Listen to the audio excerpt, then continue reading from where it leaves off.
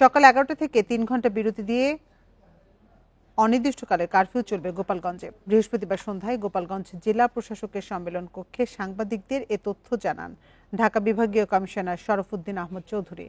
বিভাগীয় কমিশনার জানান, আইনশৃঙ্খলা বাহিনীর সঙ্গে আলোচনা করে কারফিউয়ের বিষয়ে পরবর্তী সিদ্ধান্ত নেওয়া হবে। বুধবার রাত 8টা থেকে বৃহস্পতিবার সন্ধ্যা 6টা পর্যন্ত কারফিউ চলে গোপালগঞ্জে। এরপরই কারফিউ জারি রাখার ঘোষণা দেয় প্রশাসন।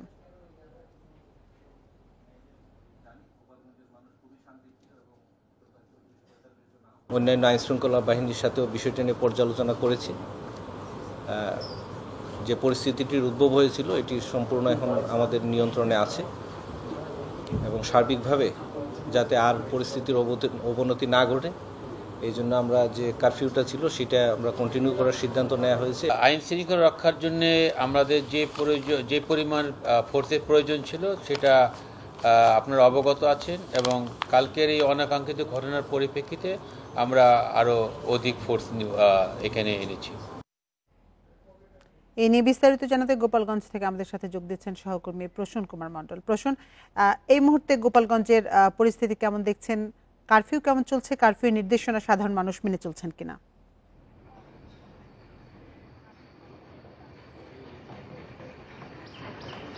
আজ দ্বিতীয় দিনের কারফিউ চলছে গোপালগঞ্জের। গত বুধবার থেকে শুরু হওয়া কারফিউ আজও আছে। আজ সন্ধ্যা 6টা পর্যন্ত কারফিউ থাকবে বলে প্রশাসন সূত্রে আমরা যেটা জেনেছি। তবে বেলা 11টা থেকে 2টা পর্যন্ত কারফিউ শিথিল করা হয়েছে। এই কারফিউকে কেন্দ্র করে সাধারণ মানুষের মধ্যে একটা ভীতি কাজ করছে। তারা রাস্তাঘাটে কম আসছে। আমি দেখাচ্ছি রাস্তাঘাটে মানুষ নেই বললেই চলে। এটা আদালত পাড়া, 2-1 আছে, কিছু টোকাই আছে, কিছু রিক্সাওয়ালা আছে, কিছু অটোরিক্সাওয়ালা আছে। শ্রমজীবী মানুষ ছাড়া আর কাউকেই আমরা রাস্তায় দেখছি না। তবে জরুরি প্রয়োজনে কিছু কিছু মানুষ বের হচ্ছে। কাঁচা বাজার, ফলের বাজার, ওষুধের দোকান এগুলি খোলা রয়েছে। গোপালগঞ্জের এই উদ্ভূত পরিস্থিতি গোপালগঞ্জের সাধারণ মানুষের মধ্যে একটি গ্রেপ্তার আতঙ্ক বিরাজ করছে। আইন শৃঙ্খলা বাহিনী আজ রাতে বিভিন্ন জায়গায় অভিযান চালিয়েছে। তবে আমাদের অভিযানের তথ্যটি এখনও নিশ্চিত করেননি কতজন গ্রেপ্তার আছে। তবে মামলা হয়নি বলে এখনও আইন শৃঙ্খলা বাহিনী আমাদেরকে জানিয়েছেন। গোপালগঞ্জের এই অনাকাঙ্ক্ষিত ঘটনার জন্য এনসিপি নেতৃবৃন্দ, ছাত্রলীগ, যুবলীগ এবং আওয়ামী লীগ নেতৃবৃন্দকে দায়ী করেছে। কিন্তু প্রশাসন থেকে বলেছে এরা সবাই দুষ্কৃতিকারী। কারা দলের নয় এটা আমাদের দেখার বিষয় নয়, এটা দুষ্কৃতিকারী। আমরা আইনের মাধ্যমে তাদেরকে সঠিক পদক্ষেপ গ্রহণ করব। গোপালগঞ্জের কারফিউ চলাকালে যে বিষয়টি বেশি লক্ষ্য করা গেছে সেটি হচ্ছে কিছু উৎসুক জনতা আছে, রাস্তায় বের হওয়ার চেষ্টা করে কি হচ্ছে দেখার জন্য। গোপালগঞ্জের এই অবস্থায় যে সাধারণ মানুষ তারা কিন্তু অনেকেই গৃহবন্দী হয়ে পড়েছে। তারা বাসা থেকে বের হচ্ছে না, ভীতির সঞ্চার হয়েছে তাদের মধ্যে। স্কুল কলেজের ছেলেমেয়েরা তারা বাসায় অবস্থান করছে। গোপালগঞ্জের এই ঘটনায় প্রায় অর্ধশতাধিক আহত হয়েছিল, এর মধ্যে 4 জন মারা গেছে। এই 4 জনের ভিতর আমরা যেটা জানতে পেরেছি 2 জন ব্যবসায়ী এবং অন্যরা বিভিন্ন পেশার সাথে যুক্ত। তবে তাদের পরিবার থেকে আমাদের দাবি করা হয়েছে আমরা কোনো রাজনৈতিক দলের নেতাকর্মী নয়। তবে আমার ছেলে, আমার সন্তান কেন মারা গেল এটা তারা আমাদের কাছে প্রশ্নও করেছে। আইন শৃঙ্খলা বাহিনীর পক্ষ থেকে রাতভর টহল ছিল, অভিযানও ছিল। আজ সকাল পর্যন্ত এখনও টহল আমাদের চোখে পড়েনি। গোপালগঞ্জের রাস্তাঘাট অনেকটা ফাঁকা বলেই আমার কাছে মনে হয়েছে এবং ব্যক্তিগত গাড়ি এই গোপালগঞ্জের কোনো সড়কেই চলাচল করছে না। আইন শৃঙ্খলা বাহিনীর কিছু গাড়ি কিন্তু চলাচল করেছে। গোপালগঞ্জের দ্বিতীয় দিনের কারফিউ নিয়েছিল আমার কাছেই সর্বশেষ। গোপালগঞ্জ থেকে সবশেষ তথ্য জানাচ্ছিলেন সহকর্মী প্রসূন কুমার মণ্ডল। গুম খুনের মাধ্যমে বাংলাদেশকে বিভক্ত করেছে মুজিববাদীরা, এমন মন্তব্য করেছেন জাতীয় নাগরিক পার্টির আহ্বায়ক নাহিদ ইসলাম। বলেন, সন্ত্রাসীদের গ্রেপ্তার না করা হলে আবারও গোপালগঞ্জের উদ্দেশ্যে মার্চ করা হবে। সংস্কারের পরই নির্বাচনের দাবি জানান তিনি। এনসিপির মুখ্য সংগঠক হাসনাত আবদুল্লাহ বলেন, আওয়ামী লীগ নির্মূল হলেই ঘুরে দাঁড়াবে দেশ। জুলাই পদযাত্রায় 17তম দিনে বৃহস্পতিবার এসব কথা বলেন দলটির নেতারা। 17তম দিনে ফরিদপুর থেকে পদযাত্রা শুরু করে এনসিপি। দুপুরে শহরের জনতা ব্যাংক মোড়ে অনুষ্ঠিত হয় সমাবেশ। এই সময় নাহিদ ইসলাম বলেন, হামলা করে পদযাত্রা ঠেকিয়ে রাখা যাবে না। আন্দোলনের মাধ্যমে দেশের মানুষের অধিকার আদায় করা হবে। আইনিভাবে শান্তিপূর্ণভাবে এই সকল সন্ত্রাসীদের গ্রেফতার করা হোক, আর না হলে আমরা অবিলম্বে গোপালগঞ্জে মার্চ করব এবং এবার কিন্তু আমরা ফিরে আসার জন্য মার্চ করব না। গোপালগঞ্জের মাটি ও জনগণকে মুজিববাদ থেকে সম্পূর্ণভাবে চিরতরে মুক্ত করে তারপরে ফিরে আসব। পরে রাজবাড়িতে হয় এনসিপির পদযাত্রা। রেলগেট শহীদ স্মৃতি চত্বরে পথসভায় নাহিদ বলেন, গুম খুনের মাধ্যমে বাংলাদেশকে বিভাজিত করেছে মুজিববাদীরা। এই মুজিববাদী আদর্শ আওয়ামী লীগের গোড়া বাংলাদেশকে বিভাজিত করেছে, বাংলাদেশের মানুষদেরকে হত্যা করেছে, গুম খুন সবকিছু জায়েজ করেছে এই মুজিববাদী আদর্শের মাধ্যমে। এই সময় দলটির মুখ্য সংগঠক হাসনাত আব্দুল্লাহ বলেন, যেদিন আওয়ামী লীগ নির্মূল হবে সেদিন থেকেই বাংলাদেশ ঘুরে দাঁড়াবে।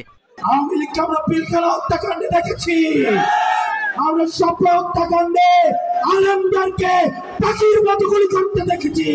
বাংলাদেশ সেদিন থেকে ঘুরে দাঁড়াবে যেদিন বাংলাদেশ থেকে সমূলে আওয়ামী লীগ নির্মূল হবে। এনসিপির পদযাত্রা ঘিরে সতর্ক অবস্থানে ছিল আইন শৃঙ্খলা বাহিনী। তাপস সরকার, ইন্ডিপেন্ডেন্ট নিউজ। নির্বাচন পিছিয়ে যেতে পারে এমন কোনো ইস্যু তৈরি না করতে এনসিপির প্রতি আহ্বান জানিয়েছেন বিএনপি নেতা সালাউদ্দিন আহমেদ। বৃহস্পতিবার নয়াপল্টনে যুবদলের বিক্ষোভ সমাবেশে তিনি বলেন, রাজনৈতিক অনভিজ্ঞতার কারণেই গোপালগঞ্জের সংঘাতের ঘটনা ঘটেছে। সমাবেশে নেতারা বলেন, বিএনপি না চাইলে জামায়াতে ইসলামী এদেশে রাজনীতি করতে পারবে না। দেশে আইন শৃঙ্খলা পরিস্থিতির অবনতির অভিযোগে নয়াপল্টনে বিএনপির কেন্দ্রীয় কার্যালয়ের সামনে যুবদলের বিক্ষোভ সমাবেশ। যোগ দেন সংগঠনটির ঢাকা মহানগরের বিভিন্ন শাখার নেতাকর্মীরা। বেলা ৩টায় কর্মসূচি শুরুর কথা থাকলেও সকাল থেকেই খণ্ড খণ্ড মিছিল নিয়ে আসতে থাকেন যুবদলের নেতাকর্মীরা।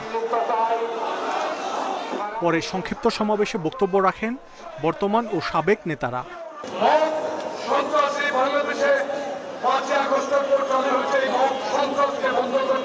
বিএনপি যদি মনে করে জামাত রাজাকার এই দল বাংলাদেশে রাজনীতি করতে পারবে না, তাহলে আপনারা রাজনীতি করতে পারবে না, এটাই বাস্তবতা। সমাবেশে বিএনপি নেতা সালাউদ্দিন আহমেদ বলেন, পরিকল্পিতভাবে নির্বাচন পেছানোর চক্রান্ত করছে একটি মহল। যেভাবে এনসিপির আমরা এই কর্মসূচির ধরন দেখছি, তাতে করে আমরা একটা মেসেজ পাচ্ছি যে কোনো না কোনো বাহানায় এমন কোনো অবস্থা সৃষ্টি করা যাতে করে বলতে পারে যে সরকার কোনো কিছু নিয়ন্ত্রণ করতে পারছে না, এই সরকার নির্বাচন কিভাবে দেবে। পরে নয়াপল্টনে কেন্দ্রীয় কার্যালয়ের সামনে থেকে শুরু হয় বিক্ষোভ মিছিল। প্ল্যাকার্ড, ব্যানার, ফেস্টুন নিয়ে মিছিলটি নাইটেঙ্গেল প্রেস ক্লাব হয়ে শাহবাগের দিকে অগ্রসর হয়। এ সময় স্লোগানে মুখর হয়ে ওঠে পুরো এলাকা। পরে শাহবাগে গিয়ে শেষ হয় বিক্ষোভ মিছিল। যুবদলের এই কর্মসূচিতেও নেতাদের বক্তব্যে উঠে আসে নির্বাচন প্রসঙ্গ। তারা বলছেন, ভোট হলেই দেশে ফিরে আসবে গণতন্ত্র, কেটে যাবে সব সংকট।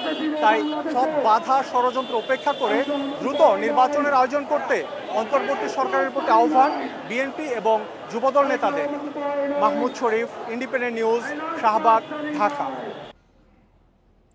তারেক রহমান ইতোমধ্যে জাতীয় নেতা হিসেবে প্রতিষ্ঠিত হয়েছেন, তাই ভয় পেয়ে অনেকেই তার বিরুদ্ধে ষড়যন্ত্র করছে বলে মন্তব্য করেছেন বিএনপি মহাসচিব মির্জা ফখরুল ইসলাম আলমগীর। বৃহস্পতিবার বিকেলে ঢাকা বিশ্ববিদ্যালয় টিএসসি মিলনায়তনে ছাত্রদল আয়োজিত জুলাই শহীদদের স্মরণ সভায় তিনি বলেন, জুলাই শহীদ ও আহতদের অনেককেই সরকার সহযোগিতা করছে না, বরং নির্বাচন ঠেকানোর জন্য বিভিন্ন মহলে ষড়যন্ত্র করা হচ্ছে বলে জানান তিনি। আহতের তালিকায় থাকা ১৪২ জন জুলাই যোদ্ধা এখনও সরকারি গেজেটে অন্তর্ভুক্ত না হওয়ায় এর নিন্দা জানান বিএনপি মহাসচিব। বলেন, জুলাই আন্দোলনে শহীদ ও আহতদের আজীবন স্মরণ করা হবে। এ সময় আরো উপস্থিত ছিলেন বিএনপি ও ছাত্রদলের বর্তমান ও সাবেক নেতাকর্মীরা। তারা ভয় পেয়েছে তারেক রহমান জাতীয় নেতা হিসেবে ও অলরেডি প্রতিষ্ঠিত হয়ে গেছেন।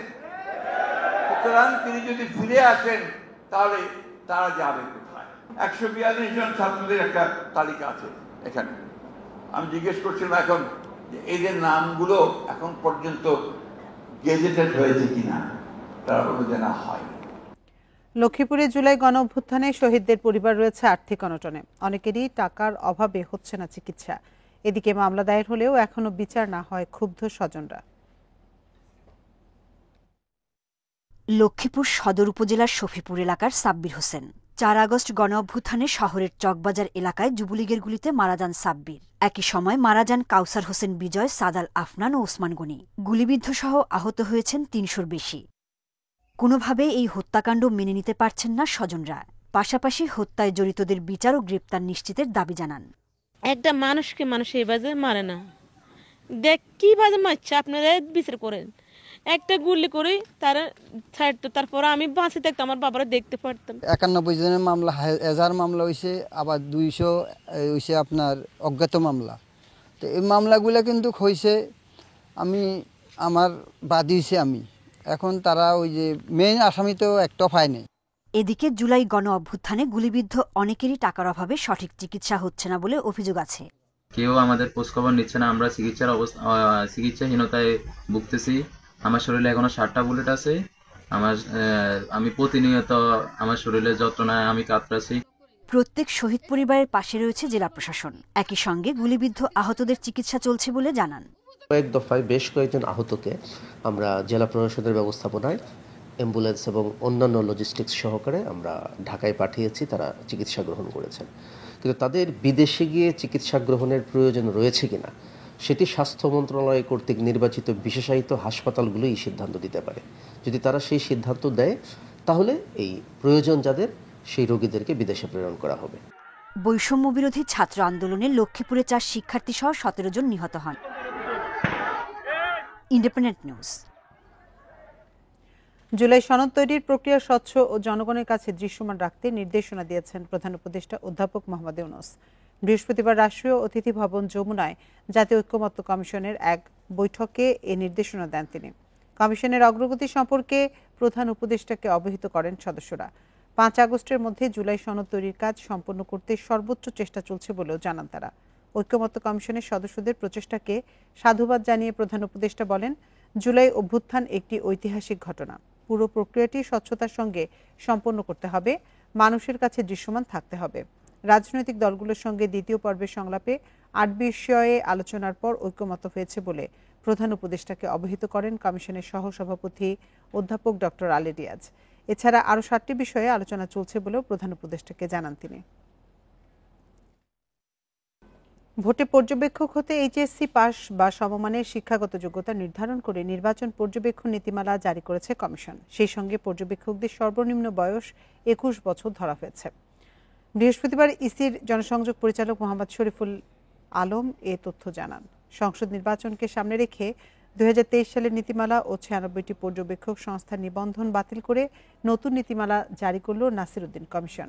আগে পর্যবেক্ষকদের ন্যূনতম শিক্ষাগত যোগ্যতা ছিল এসএসসি বা সমমান এবং বয়স ছিল ন্যূনতম 25 বছর। নতুন নীতিমালার আলোকেই আগ্রহী সংস্থাকে আবেদন করতে হবে। পুরো প্রক্রিয়া শেষ করে 5 বছরের জন্য নিবন্ধন দেবে ইসি। নিবন্ধিত সংস্থা 3 দিন পর্যবেক্ষণ করার সুযোগ পাবে।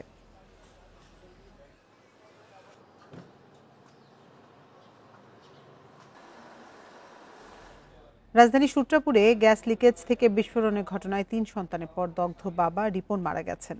রাত 11:15টার দিকে জাতীয় বার্ন ও প্লাস্টিক সার্জারি ইনস্টিটিউটের আইসিইউতে তিনি মারা যান।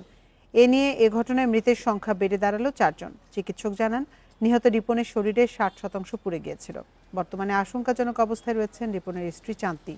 তার শরীরের 45% পুড়ে গেছে। তবে বৃহস্পতিবার চাঁদনি চিকিৎসকের পরামর্শ না মেনে স্বেচ্ছায় হাসপাতাল থেকে বাসায় ফিরে যান। গত শুক্রবার সূত্রাপুরে একটি 5তলা ভবনের নিচতলায় গ্যাস লিকেজ থেকে বিস্ফোরণে বাবা, মা ও 3 সন্তান দগ্ধ হন। গত মঙ্গলবার রাতে রিপনের 2 ছেলে তামিম ও রোকন এবং সোমবার ছোট মেয়ে আয়েশা মারা যান। খাগড়াছড়িতে দেখা দিয়েছে ম্যালেরিয়ার প্রকোপ। আক্রান্তরা বেশিরভাগই সীমান্তবর্তী ও দুর্গম এলাকার বাসিন্দা। এরই মধ্যে মারা গেছেন একজন। উপসর্গ দেখা দিলে দ্রুত রোগ নির্ণয় কেন্দ্রে যাওয়ার পাশাপাশি নানা পরামর্শ দিয়েছেন চিকিৎসকরা। খাগড়াছড়িতে গত 6 মাসে ম্যালেরিয়ায় আক্রান্ত হয়েছে 340 জন। জানুয়ারি থেকে মার্চ পর্যন্ত 10 জন হলেও এপ্রিল থেকে বাড়তে থাকে রোগী। আর শুধু জুন মাসে সেই সংখ্যা দাঁড়ায় 176 জনে। এই সময় পানছড়িতে মারা যায় 1 জন। এছাড়া 1 জুলাই থেকে 14 জুলাই পর্যন্ত রোগী শনাক্ত হয়েছে 45 জন। ওষুধ খাওয়াতেছে যখন আমি অত মেডিকেল নিয়ে এসেছি। আক্রান্তদের বেশিরভাগই দুর্গম দিহিনালা, লক্ষ্মীছড়ি, সাজেক সহ সীমান্তবর্তী এলাকার বাসিন্দা। সর্বোচ্চ রোগী ভর্তি হয়েছে সাজেক, মাচালং, বর্ডারলাইন যে এলাকাগুলো আছে সেখান থেকে। ম্যালেরিয়া রোগীর সংখ্যা আগের তুলনায় একটু বেড়েছে, তো বাড়লেও আমাদের সরকারিভাবে আমাদের এটা রোগ নির্ণয়ের জন্য পর্যাপ্ত পরিমাণ RDT আছে। দ্রুত রোগ নির্ণয়ের মাধ্যমে আমরা চিকিৎসা করতে পারি, তাহলে কোনো রোগী ম্যালেরিয়া রোগী সিভিয়ার পর্যায়ে যাবে না। বর্ষায় ম্যালেরিয়ায় আক্রান্তদের ঝুঁকি কমাতে মশার উৎসস্থল ধ্বংস, মশার কামড় এড়ানো উপযোগী পোশাক পরিধান ও মশারি ব্যবহারের পরামর্শ দিয়েছেন সিভিল সার্জন। মশায় যাতে কামড় না দেয় সেই রকম কাপড় পরবো, বিশেষ করে যখন আমরা মাঠে ঘাটে বিভিন্ন পাহাড়ি অঞ্চলে কাজ করতে যাই। আর একই সাথে মশা নিধনের জন্য আমাদের পক্ষ থেকে যে স্প্রে ব্যবহার করা হয় এগুলোর ক্ষেত্রে আমরা আরো অ্যাক্টিভ হবো, পৌরসভার সাথে সমন্বয় করব। একই সাথে প্রত্যেক ঘরে ঘরে মশারি বিতরণ করা হয়েছে। আমাদের আহ্বান থাকবে রাতে ঘুমানোর সময় সবাই যাতে মশারি ব্যবহার করে। এর আগে 2023 সালে খাগড়াছড়িতে ম্যালেরিয়ায় আক্রান্ত হয়ে 1 রোগীর মৃত্যু হয়। Independent news. তুলা আমদানির ওপর আরোপিত 2% অগ্রিম আয়কর প্রত্যাহার করেছে জাতীয় রাজস্ব বোর্ড NBR। একই সুবিধা পাবে পোশাক খাতের বেশ কিছু পণ্য। বৃহস্পতিবার NBR এর এক প্রজ্ঞাপনে বিষয়টি জানানো হয়। প্রজ্ঞাপনে বলা হয়, নির্দিষ্ট কোডভুক্ত পণ্য আমদানির ক্ষেত্রে আয়কর আরোপ করা হবে না। এসব পণ্যের ওপর করের হার 0% নির্ধারণ করা হয়েছে। তালিকায় রয়েছে তুলা, synthetic fibre, nylon, polyester, aramid ও অন্যান্য ফাইবার বর্জ্য।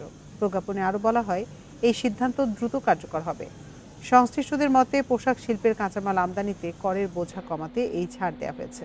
ফলে তুলা ও সিনথেটিক ফাইবারের মতো প্রধান কাঁচামাল আমদানিতে এখন আর অগ্রিম আয়কর দিতে হবে না। এর আগে তুলা আমদানির ওপর আরোপিত 2% অগ্রিম আয়কর প্রত্যাহারের দাবি জানিয়েছিল BTMA।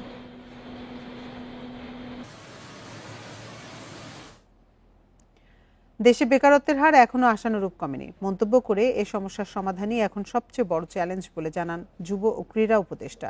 যুব উদ্যোক্তাদের কর্মশালায় বাংলাদেশ বিনিয়োগ উন্নয়ন কর্তৃপক্ষ বিডার নির্বাহী চেয়ারম্যান বলেন, সরাসরি বিদেশি বিনিয়োগ বাড়াতে কাজ করছে সরকার। 2026 সালে এলডিসি থেকে উত্তরণে সম্ভাব্য চ্যালেঞ্জ মোকাবেলায় দেশের 63% তরুণ জনগোষ্ঠীকে সঠিকভাবে কাজে লাগাতে চায় অন্তর্বর্তী সরকার। সে লক্ষ্যে উদ্যোক্তাদের সহায়তা নিশ্চিতের উপর গুরুত্ব দেয়া হচ্ছে। বৃহস্পতিবার সকালে বাংলাদেশ বিনিয়োগ উন্নয়ন কর্তৃপক্ষ বিডায় যুব উদ্যোক্তাদের এক কর্মশালায় যুব ও ক্রীড়া উপদেষ্টা বলেন, জুলাই অভ্যুত্থানের অন্যতম প্রধান কারণ ছিল বেকারত্ব, কিন্তু এ হার তেমন কমেনি বলেও মন্তব্য করেন তিনি। যেই পরিসরে বা যেই সংখ্যায় কাজ হওয়া প্রয়োজন ততটুকু ক্যাপাসিটি আসলে ততটুকু ওই লেভেলে হয়তো আমরা কাজ করতে পারছি না। তবে আমরা এফিশিয়েন্টলি কাজ করার চেষ্টা করছি এবং আমাদের সামনে পলিসিগুলো সেভাবে নেওয়ার দিকে মনোযোগ দিচ্ছি। এই যে ইনফর্মাল সেক্টরটা আছে, অপ্রাতিষ্ঠানিক অর্থনীতি যেটা আছে, সেই অর্থনীতিকে যদি আমরা প্রোপেল করতে চাই তাহলে আমাদের স্টার্টআপের উপর পর্যাপ্ত ফোকাস থাকতে হবে। কর্মশালায় বিডার নির্বাহী চেয়ারম্যান আশিক চৌধুরী বলেন, সরাসরি বিদেশি বিনিয়োগ বাড়াতে বাংলাদেশকে ব্র্যান্ডিং করা হচ্ছে। পেপারে লিখেন যে এফডিআই কত আসলে, এটা বেশি আসলে ভালো, খারাপ কম আসলে বিডা কোনো কাজ টাজ করে না। So we try to focus on big FDI player who can bring 100 million next time and বাকিরা ইজ নট আওয়ার প্রবলেম। কর্মশালায় উদ্যোক্তাদের কাছ থেকে নানা পরামর্শ ও প্রস্তাব বিশ্লেষণ করে পলিসি উন্নয়নে কাজে লাগানো হবে বলেও জানান যুব ও ক্রীড়া উপদেষ্টা। তৌহিদ রানা, ইন্ডিপেন্ডেন্ট নিউজ, ঢাকা। মন্দা কাটিয়ে ঘুরে দাঁড়াতে শুরু করেছে দেশের জাহাজ নির্মাণ শিল্প। গত 5 বছরে 3টি জাহাজ রপ্তানি হলেও চলতি 1 বছরই হয়েছে 3টি। শিল্প সংশ্লিষ্টরা বলছেন, এই খাতে সরকারের সহযোগিতা ছাড়া বৈশ্বিক বিশাল বাজারে প্রবেশ সম্ভব নয়। 2022 সালে নারায়ণগঞ্জের আনন্দ শিপইয়ার্ড যুক্তরাজ্যের ইন্ডিয়ান শিপিং কোম্পানির কাছে একটি জাহাজ রপ্তানির পর 22 মাসে বাংলাদেশ থেকে আর কোনো জাহাজ রপ্তানি হয়নি। এর আগে চট্টগ্রামের ওয়েস্টার্ন মেরিন 2020 সালে একটি জাহাজ রপ্তানি করে। তবে চলতি বছরের শুরু থেকে আবারও সুবাতাস বইছে এই খাতে। 3টি জাহাজ রপ্তানির পর আরও 5টি আছে পাইপলাইনে। সংশ্লিষ্টরা বলছেন, সরকারের সহযোগিতা না পেলে এই শিল্পের আন্তর্জাতিক বাজারে টিকে থাকা কঠিন। এমন সব টার্মস অ্যান্ড কন্ডিশন আমি ওই সার্কুলারটা ল্যাপস হয়ে গেছে, ওখান থেকে কেউ 1 টাকাও নিতে পারেনি। সো আপনি যেটা বলছেন কি করতে পারে, গভর্নমেন্টের ফান্ড আছে 2000-3000 কোটি টাকা, কোনো ব্যাপার না। আর এটা তো আমরা লং টার্ম, আমরা তো জমি জমা কিনছি না। শিপ বিল্ডিং ইন্ডাস্ট্রি হলো is being supported by the government. Policy, গভর্নমেন্টের কাজ হবে পলিসি, যেটা আপনার বিজনেস বান্ধব হতে হবে 1। 2 নম্বর, ব্যাংকের যে কাজগুলি প্র্যাকটিক্যাল হতে হবে।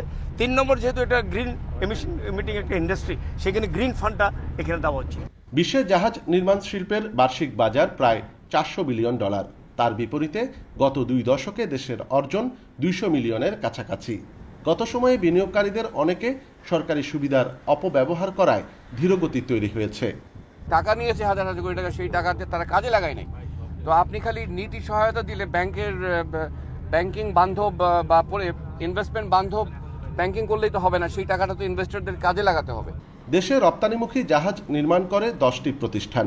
এখন পর্যন্ত 2টি প্রতিষ্ঠান ছাড়া কেউ রপ্তানির তালিকায় নাম লেখাতে পারেনি। অনুপম শীল, ইন্ডিপেন্ডেন্ট নিউজ, চট্টগ্রাম। চলতি মৌসুমে হবিগঞ্জ জেলায় আশানুরূপ বৃষ্টিপাত হয়নি। এর প্রভাব পড়েছে জেলার 26টি হাওরে। পানি কম থাকায় হাওরে মাছের প্রজনন ব্যাহত হওয়ায় দেখা দিয়েছে দেশি মাছের সংকট। আবহাওয়া অফিসের হিসাবে সিলেট বিভাগে গত বছরের চেয়ে এবার বৃষ্টিপাত কম হয়েছে 49%। এখন পর্যন্ত কাঙ্ক্ষিত বৃষ্টি না হওয়ায় প্রভাব পড়েছে হবিগঞ্জের 26টি হাওরে। কোথাও হাঁটু পানি, কোথাও কোমর পানি, আবার কোথাও একেবারেই শুকনো। গত বছর জেলায় ৯,২৮৫ মেট্রিক টন মাছ উৎপাদন হয়েছিল। জেলেদের দাবি, এবার পানি কম থাকায় প্রজননের সময়ও হাওরে নেই মাছ। এতে স্থানীয় বাজারে দেখা দিয়েছে দেশি মাছের সংকট। ৩-৪ বছর ধরে পানি হয়, আমরা জাল দিয়েও মাছ পাই না, ছাই দিয়েও মাছ পাই না। আরও পানি গাঞ্জি নাই, মাছ কাজ হয় নাই, ওই কারণে আমরা ফিশারি মাছ বিক্রি করি। ফিশারি মাছ বিচ্ছি আমরা লক্ষ লক্ষ টাকা লুস্কানো আছি। গবেষকরা বলছেন, দেশি প্রজাতির মাছের ভবিষ্যৎ অনেকটা নির্ভর করে হাওরের পানির উপর। জলবায়ু পরিবর্তনের কারণে মাছেরই সংকট নয়, তৈরি করবে সামগ্রিক পরিবেশগত সংকট। বৃষ্টিপাতের পরিমাণ কম হচ্ছে, হাওরে পানি কম আসছে, আবার কখনো আগাম বন্যা হচ্ছে, যার ফলে দেশীয় প্রজাতির মাছ বিলুপ্ত হচ্ছে এবং মাছের উৎপাদন কমে যাচ্ছে। এর প্রভাব পড়তে পারে যারা এই হাওর অঞ্চলে মাছ ধরে জীবিকা নির্বাহ করেন তাদের আর্থসামাজিক অবস্থার উপর। মৎস্য কর্মকর্তারাও বলছেন, চলতি মাসে হাওরে পানি বৃদ্ধি না পেলে মাছের সংকট দেখা দিবে।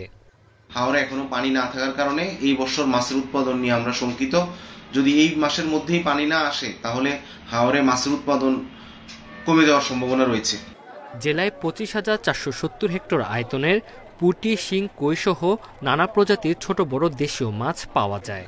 আর মাছ ধরে জীবিকা নির্বাহ করে শত শত জেলে পরিবার। Independent news.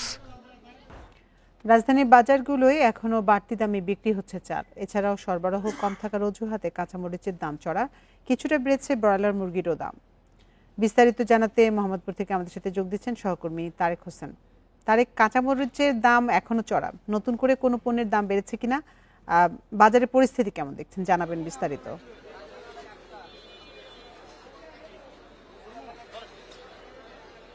জি, যেমনটা বলছিলেন, আসলে গত এক সপ্তাহের ব্যবধানে কিন্তু কাঁচামরিচের দাম খুব একটা নড়চড় আমরা দেখতে পাইনি। বিশেষ করে এক সপ্তাহ আগে যেখানে কাঁচামরিচ বিক্রি হয়েছিল প্রায় 400 টাকা প্রতি কেজি, সেখান থেকে কিছুটা কমেছে, কিন্তু আজকেও আমরা যেমনটা দেখেছি বাজারে কাঁচামরিচ বিক্রি হচ্ছে প্রায় 300 থেকে 340 টাকা প্রতি কেজি দরে।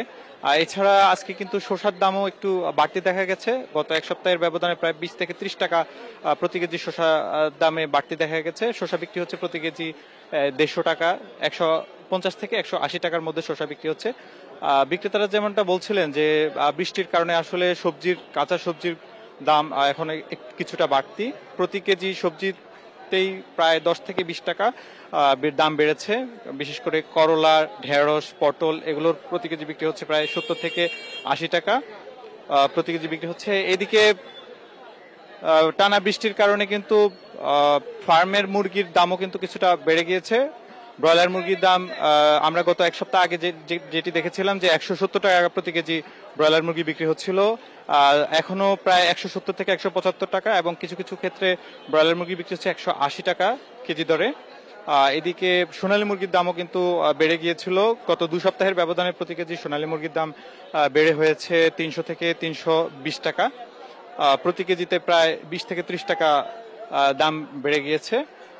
সেখানেও কিন্তু বিক্রেতারা বলছেন যে বৃষ্টির কারণে প্রত্যন্ত অঞ্চলে যে ফার্মগুলো রয়েছে সেখান থেকে আসলে মুরগি নিয়ে আসাটা একটু বেশি ব্যয়বহুল, যার কারণে এখন একটু বেশি দামে কিন্তু বিক্রি করতে হচ্ছে তাদেরকে।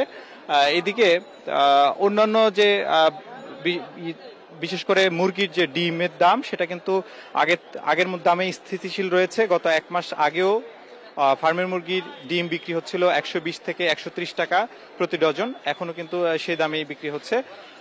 মোটামুটি বলা যেতে পারে যে বাজারের বৃষ্টির কারণেই মূলত বা কাঁচা বাজারের যে সবজির দাম আমরা দেখতে পেয়েছি সেটার দামে কিছুটা বাড়তি দেখা গেছে, বিশেষ করে কাঁচামরিচের দামটা অনেক বেশি চড়া। এই ছিল মোহাম্মদপুরের কাঁচা বাজার থেকে আমার কাছে সর্বশেষ। মোহাম্মদপুর কাঁচা বাজার থেকে জানাচ্ছিলেন আমাদের সহকর্মী তারেক। আর এই ছিল এখনকার সংবাদে। এতক্ষণ সাথে থাকার জন্য ধন্যবাদ সবাইকে।